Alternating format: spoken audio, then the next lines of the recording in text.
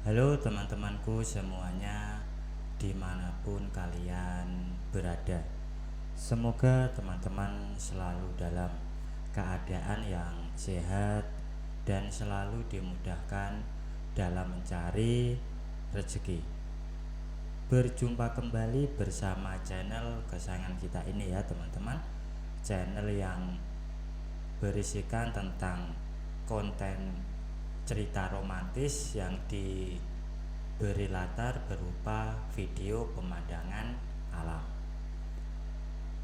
Dan pada kesempatan kali ini di hari Sabtu ya, tanggal 29 Juni tahun 2024. Untuk saat ini saya menghadirkan kisah terbaru ya teman-teman. Semoga dengan hadirnya kisah kali ini dapat menghibur dan menemani teman-teman khususnya di kala senggang. Dan seperti biasa, di sini nanti saya akan memberikan beberapa cuplikan alur ceritanya. Jika teman-teman merasa terganggu dengan adanya suara yang saya berikan, silahkan dikecilkan atau dimatikan tombol volumenya. Karena saya memberikan suara seperti ini memang sangat penting ya bagi konten seperti yang saya miliki ini. Jadi mohon untuk dimaklumi.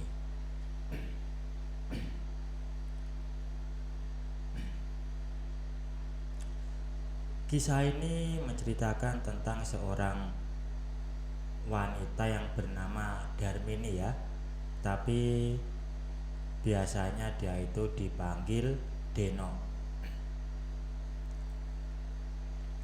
Dia berasal dari kampung. Keadaan di kampungnya pun bisa dikatakan tidak terlalu baik bagi keluarga Deno itu sendiri. Sementara ibunya Deno atau biasa dipanggil Simbok, dia itu memiliki keahlian sebagai penari ya teman-teman. Dan kehidupan mereka berdua di kampung terhenti ketika bapaknya Deno ini mengakhiri hidupnya sendiri karena tidak mampu membayar hutangnya.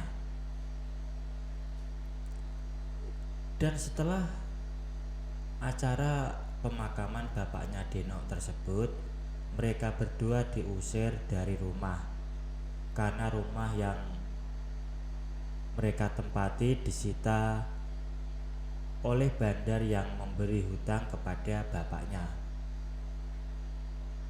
Sampai akhirnya mereka berdua nekat pindah ke ibu kota mencari penghidupan.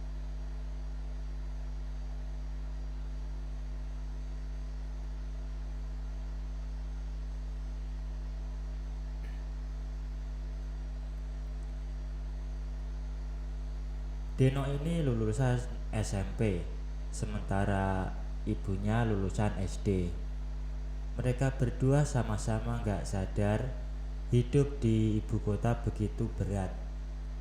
Melamar kerja kesana kemari gak diterima karena dianggap pendidikan kurang tinggi.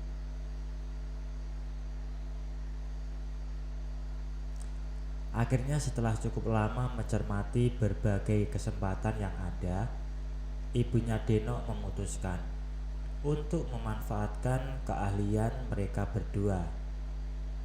Dengan bermodal pakaian dan perlengkapan yang mereka bawa dari kampung, serta radio tape bekas dan kaset-kaset musik tradisional yang mereka beli dari pasar loak dengan sisa uang.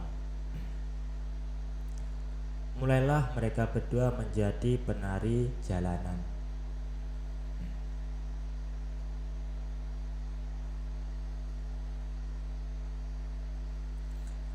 Awalnya mereka berkeliling ibu kota, sekedar mencari keramaian di mana mereka bisa memperoleh beberapa lembar rupiah.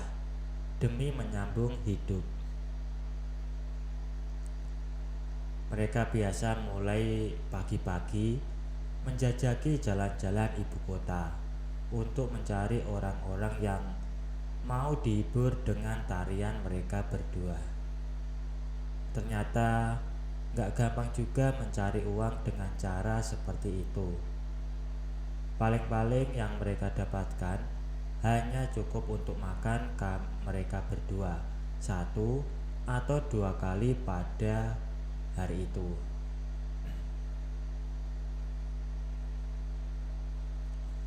Setelah cukup lama, mereka ketemu tempat di mana mereka bisa selalu dapat penonton dan uang. Satu pasar induk yang cukup besar dan lingkungan di sekitarnya.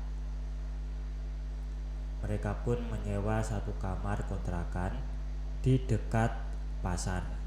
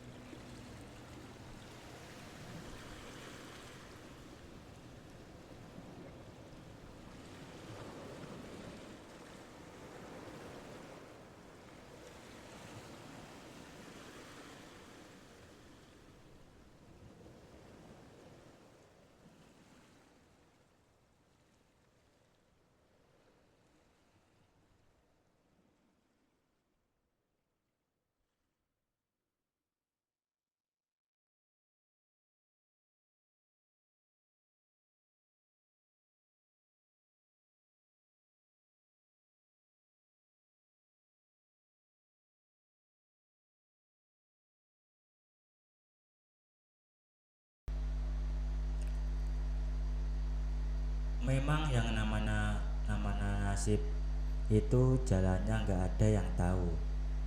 2 bulan mereka menetap di dekat pasar, musibah datang lagi.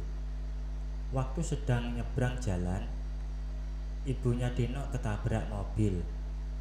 Orang-orang di sekitar ramai-ramai ngangkut ibunya Dino ke rumah sakit, tapi nyawanya tidak tertolong.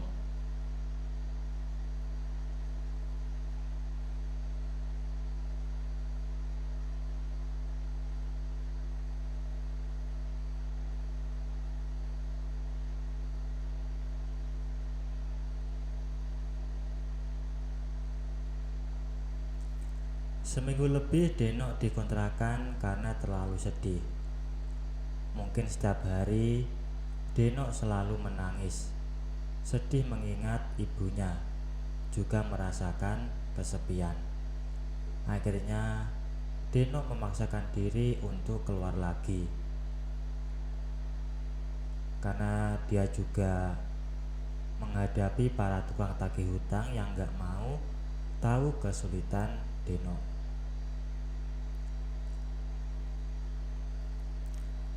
Ketika keluar kamar, Deno malah ketemu dengan ibu yang punya kontrakan. Dan si ibu itu gak pakai basa-basi langsung nagih tunggakan 2 bulan. Akhirnya Deno pun izin untuk mencari uang terlebih dahulu.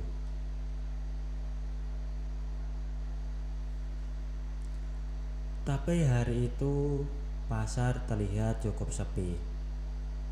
Dan sesudah 2 jam Deno baru mendapatkan uang 5.000 sesudah menari di pangkalan ojek.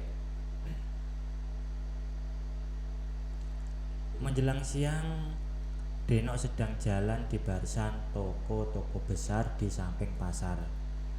Dan dia pun berhenti di depan toko beras paling besar di wilayah itu. Saat itu Deno melihat juragan sedang menghitung segepok uang. Dengan sedikit takut, Deno pun memanggil juragan beras itu dan mengungkapkan niatannya, bahwasanya dia ingin meminjam uang. Awalnya si juragan ini tidak mau meminjamkan uang kepada Deno, bahwasanya dia itu bukan pemberi hutang. Dan setelah melihat-lihat Deno, akhirnya juragan ini mempunyai atau memiliki ide yang lain. Setelah itu, karena Deno sangat butuh uang tersebut, dia pun mengikuti apapun yang juragan inginkan. Dan mulai dari sinilah kehidupan Deno menjadi berubah sangat drastis. Yang awalnya cuma coba-coba, akhirnya bisa menjadi kebelabasan. Dan semua itu akibat ulah dari juragan beras tersebut yang mencari kesempatan pada kesempitan.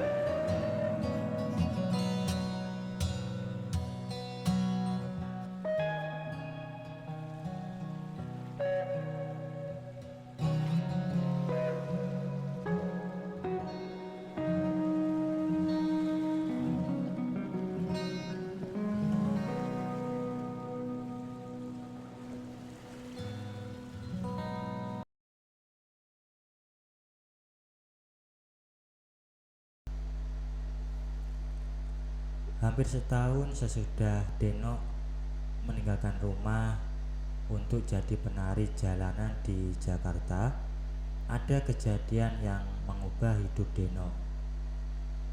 Deno sudah halim 6 bulan, tapi tetap masih keliling. Seharusnya Deno ini sudah berhenti, tapi dia malah nekat. Dia pun pingsan di jalan. Dan setelah siuman,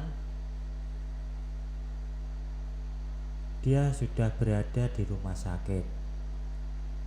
Terlihat di samping Deno ada juragan beras. Dia memberitahukan bahwasanya dia dan anak buahnya yang membawa Deno ke rumah sakit. Dan disinilah sang juragan mengutarakan niatnya ya, karena dia merasa bersalah kepada Deno yang telah merubah hidupnya.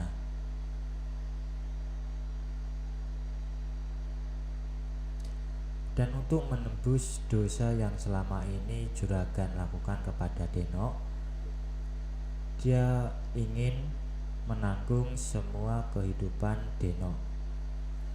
Dan Deno pun dilarang untuk jualan lagi. Dan sesudah keluar dari rumah sakit, juragan melamar Deno. Sekarang Deno sudah menjadi istri juragan, dan kehidupan Deno pun jadi lebih baik. Dan waktu kondangan pernikahan, semua orang di pasar datang dan memberi selamat kepada mereka berdua.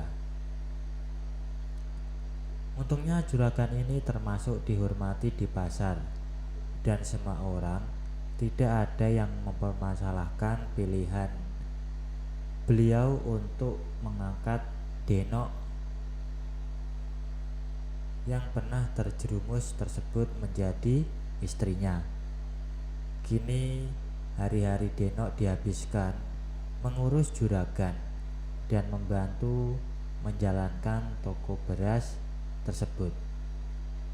Meskipun Deno sadar bahwa perbedaan umur mereka sangat jauh sekali.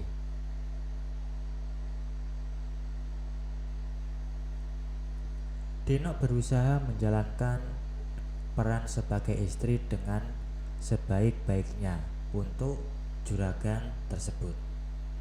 Baik teman-teman, mungkin untuk cuplikan ceritanya saya akhiri sampai di sini. Untuk lebih jelasnya silakan teman-teman simak ceritanya sampai selesai supaya tidak ketinggalan sama alur ceritanya. Dan kalau ada salah pengucapan maupun penulisan, saya minta maaf yang sebesar-besarnya. Semoga teman-teman dapat terhibur dengan cerita yang kali ini saya sajikan, dan nantikan kelanjutan ceritanya hanya di lain kesempatan. Saya ucapkan selamat beraktivitas ya, dan terima kasih.